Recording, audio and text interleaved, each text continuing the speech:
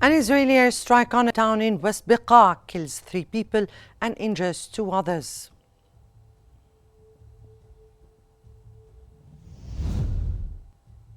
Egypt's president affirms his country's continued efforts to secure a ceasefire in Gaza and Lebanon.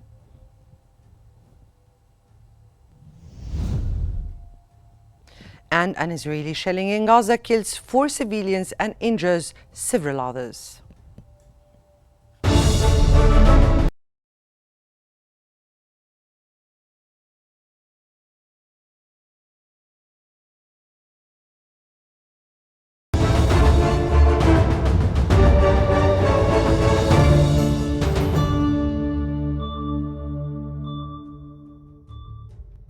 It's almost 8 p.m. Cairo local time and you're now watching Qnews. We start with the latest developments in Lebanon.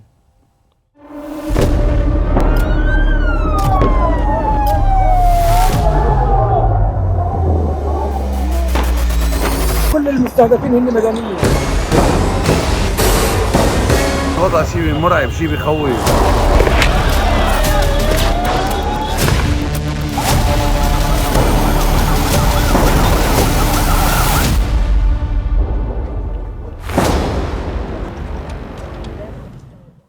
Caretaker Prime Minister Najib Mikati has arrived in Riyadh to lead the Lebanese delegation at the Arab Islamic Summit hosted by Saudi Arabia beginning tomorrow. The delegation also includes Caretaker Foreign Affairs and Immigrants Minister Abdullah Bouhabib and Caretaker Agricultural Minister Abbas Haj Hassan.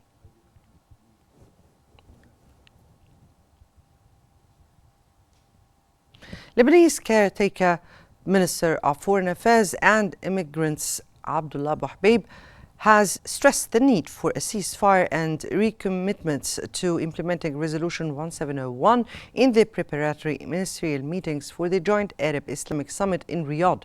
Habib added that Lebanon is determined to strengthen the deployment of its armed forces in southern Lebanon and that it looks forward to the support of its Arab brethren to enhance its defensive capabilities to preserve Lebanon's sovereignty in the face of external ambitions that threaten its national territory and the entire region.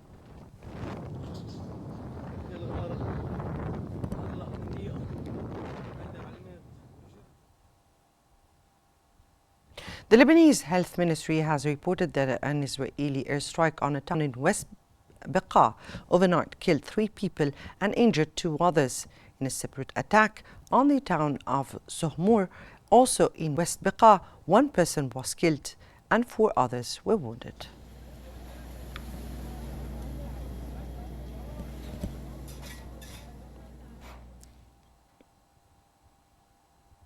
The Lebanese Health Ministry has announced that the death toll from Israel attacks on Lebanon climbed to over 3,100 and over 14,000 wounded since October 8th of last year.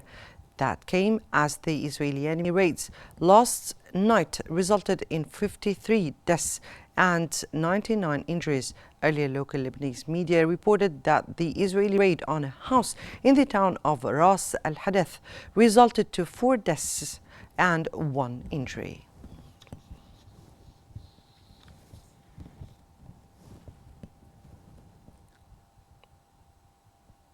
At least 24 people have been killed, including 3 children and 8 injured, after Israeli airstrikes has targeted a house in Almat in Lebanon's Jbeil. Lebanese Health Ministry confirmed that the toll and said that efforts of removing rubble are still ongoing. Additionally, Lebanese media reported that occupation forces launched strike on Iqlim Al-Tufah region.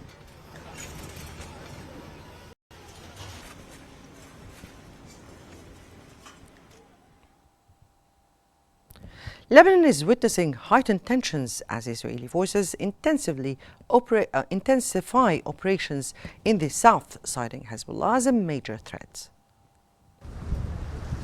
Lebanon remains tense as escalating hostilities with Israel raise concerns for civilian safety along the border. Overnight, Israeli airstrikes targeted multiple sites in southern Lebanon, reportedly striking Hezbollah infrastructure around the towns of Marun al-Ras and Aitaron.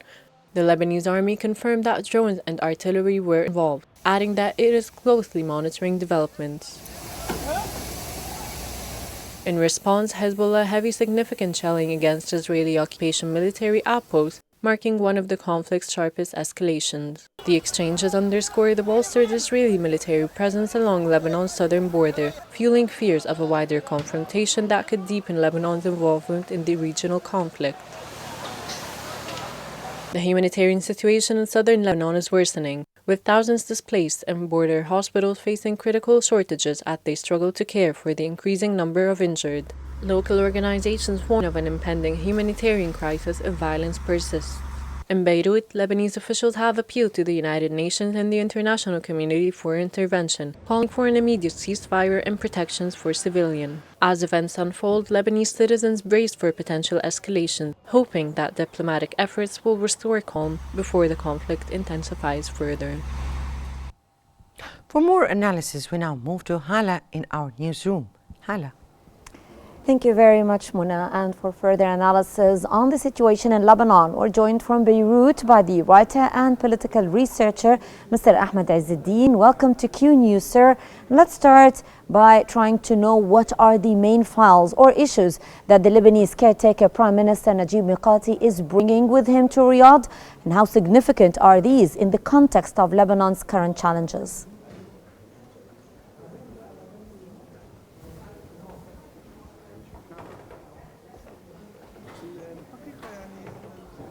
Actually, the situation in Lebanon facing bigger challenges because of strikes, destruction, different areas in Lebanon, Beirut and southern eastern also. There's some areas that the American representative to provide a solution to ceasefire. But Lebanon under this air strikes and massacre that Israel doing, and it has become the injuries and casualties become a catastrophic number. It is more than 50%. Also the evacuating and Israel insists to evacuate the people, and this is the big challenges because it takes a lot of time because Lebanon cannot be resilient. Well, in light of the regional tensions, what specific steps can Lebanon take during the Riyadh summit to secure greater international support for its stability?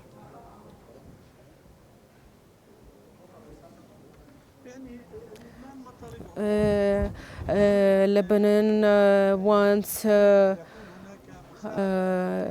support, and there is a strict solution to support Lebanon facing these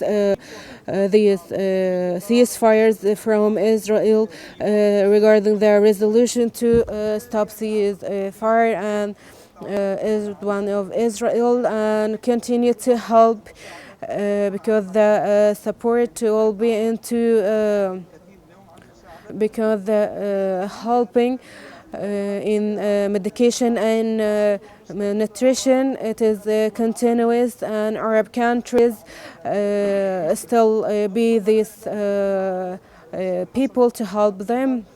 And this fire wants to say that Lebanon wants political support and economic support to establish their areas, and also back the people to their houses, and economic move to help the country to make their duties. So how can Lebanon present itself at the Riyadh summit as a key player in the regional stability, particularly in terms of its strategic position amidst growing tensions in the Middle East?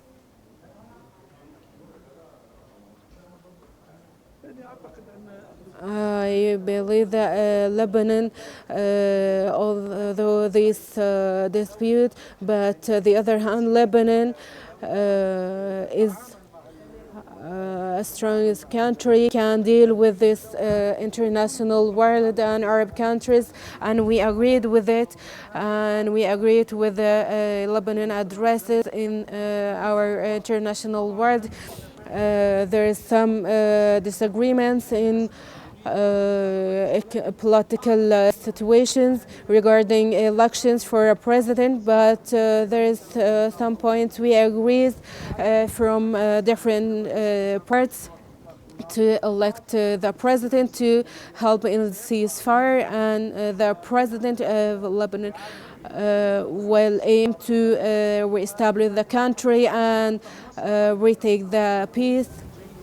And we will be in a good points with other countries, specifically Arab countries, and at the same time the Arab countries has a good point in Lebanon, and it will create some chaos and instability in Lebanon, not in the Hezbollah or in the area. So how can Lebanon leverage the Riyadh summit to bolster its security and stability in the face of the ongoing regional conflicts and the domestic challenges?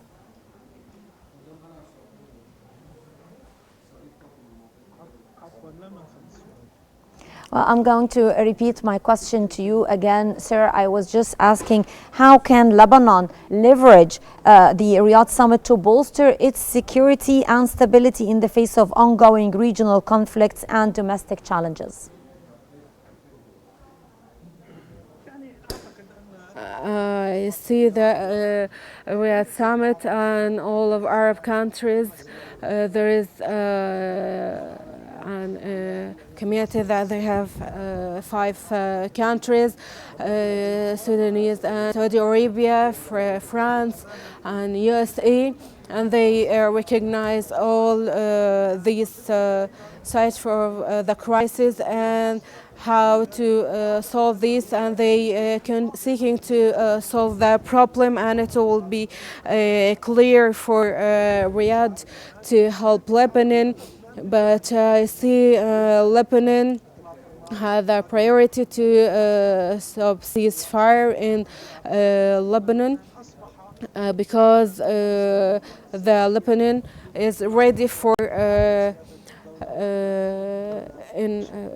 retake the peace and stability in a good way. Okay, that was the writer and political researcher, Mr. Ahmed Izzeddin. Thank you very much, sir, for your insights. And we go back to you again, Mona. Right, thank you so much, Hala. Now we move on to the latest developments in Gaza.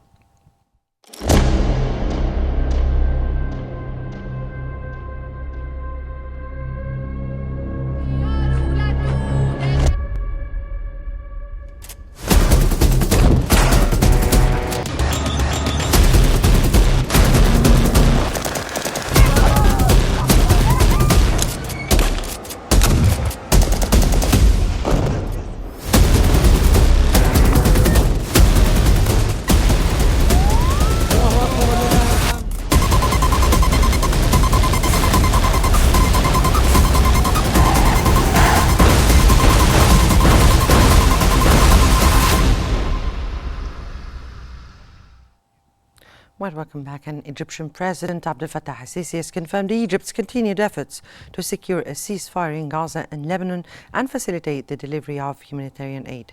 In a joint press conference with Malaysian Prime Minister Anwar Ibrahim, President al-Sisi emphasized Egypt's determination to continue its efforts to provide assistance to Gaza, aiming to alleviate the suffering caused by violence and hunger in the region. He also warned that the failure to act could escalate regional risks beyond the current conflicts in Gaza and Lebanon, a concern that he shares with the Malaysian Prime Minister.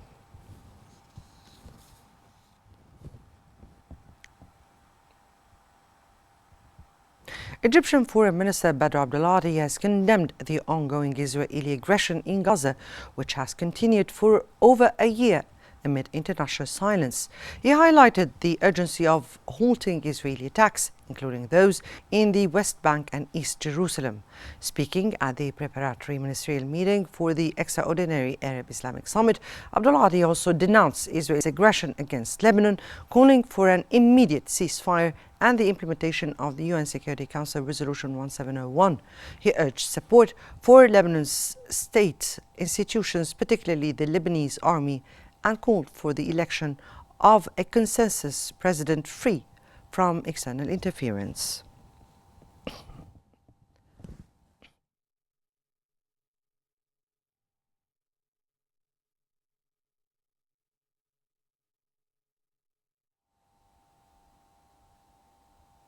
Palestinian President Mahmoud Abbas is set to arrive in Riyadh this evening to attend the Arab Islamic Summit following an invitation from Saudi King Salman bin Abdulaziz Al Saud. The summit, which will convene tomorrow in Riyadh, will focus on the ongoing Israeli aggression in Palestine and Lebanon and efforts to achieve a ceasefire.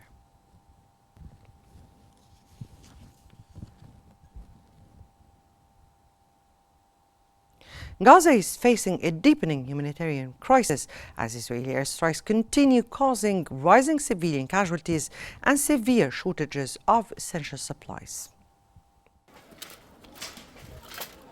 Gaza faces a worsening humanitarian crisis as Israeli airstrikes persist, leaving the territory with severe shortages of essential supplies, increasing civilian casualties, and rising international demands for a ceasefire.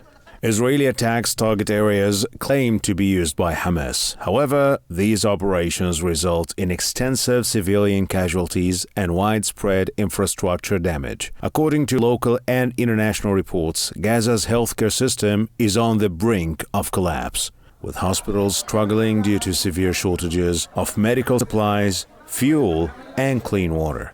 The World Health Organization has issued a stark warning of a potential famine in Gaza, citing extreme shortages of essential supplies and an inadequate flow of humanitarian aid. As the crisis intensifies, international organizations have called on Israel to permit more substantial and consistent humanitarian assistance. Current proposals include a maritime corridor to facilitate daily entry of 100 to 508 trucks. However, logistical insecurity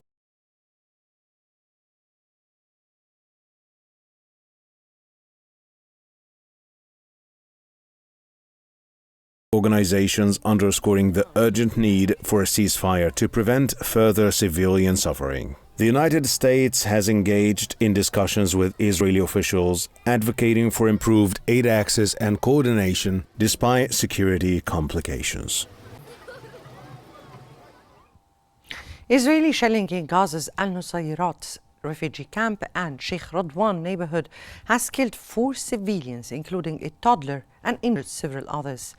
That came as Israeli warplanes bombed a house in Al-Nusayrat, killing 3 and wounding many.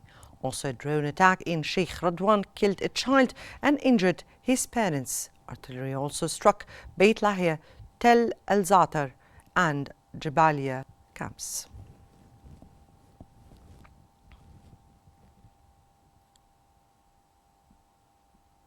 Israeli occupation forces have injured 3 Palestinians with live bullets during clashes in Biddu village northwest of Jerusalem. Local media reported that the Israeli forces raided the village, positioned themselves near the radar colony on village land, and fired at civilians, homes and shops, resulting in 3 injuries from live ammunition.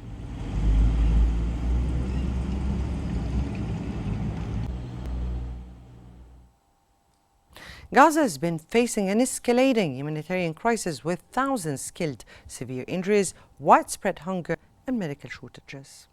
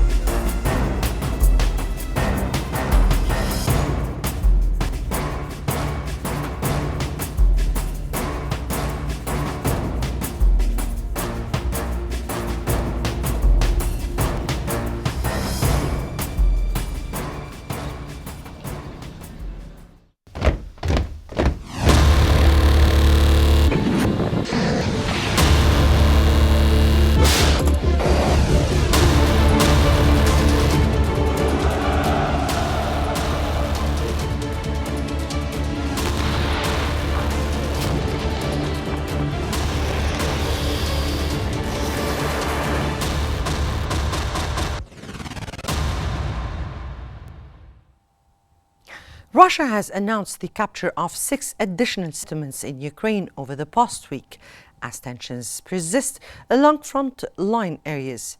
In its weekly briefing, the Russian Defense Ministry stated that its forces launched 38 targeted attacks using precision-guided weapons and drones. These strikes reportedly focused on Ukrainian military-industrial sites, energy facilities, military airports, and locations tied to the production and storage of military drones.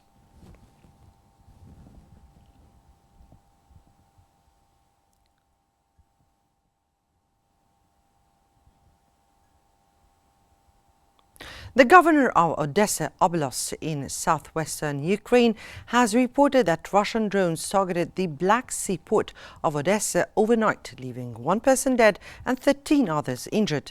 This marks the second consecutive day of drone strikes on the city, with extensive damage to residential apartments, private homes, commercial buildings and dozens of cars. According to the Ukrainian Air Force, Russia launched 51 drones focusing attacks on Odessa and nearby areas in southern Ukraine. Ukrainian air defense units and mobile drones hunter teams successfully intercepted and shot down 32 of the drones.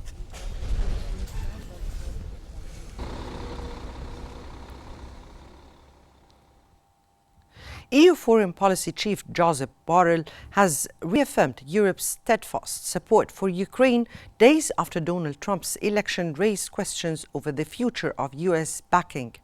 During his visit to Kiev, the first by a senior EU official since Trump's win, Borrell emphasized the EU's commitment to Ukraine as its war with Russia nears the 1,000-day mark.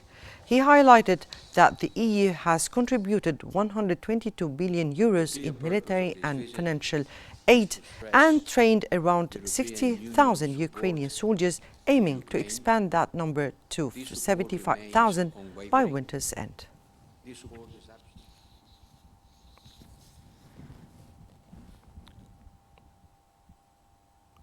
Polish Prime Minister Donald Tusk is set to meet with France's President, Britain's Prime Minister, NATO's chief, and leaders of the Nordic and Baltic states to discuss transatlantic cooperation and the ongoing war in Ukraine. The future of aid to Ukraine is a pressing issue for the European Union following Donald Trump's recent US election victory.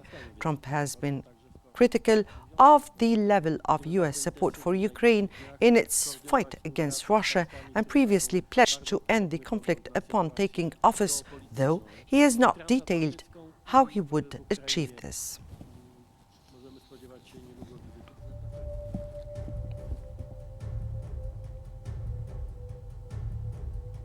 That brings us to the end of our news bulletin. Here is what we've been covering. An Israeli airstrike on a town in West Bekaa kills 3 people and injures 2 others.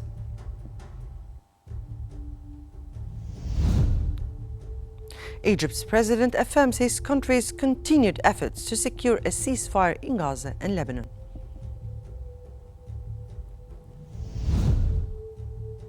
And an Israeli shelling in Gaza kills 4 civilians and injures several others. This concludes our news bulletin for the hour. Don't forget to follow Qnews on YouTube, Facebook, X, Instagram and TikTok on Qnews EGY to stay informed. Thanks for watching and stay tuned for more updates on Qnews.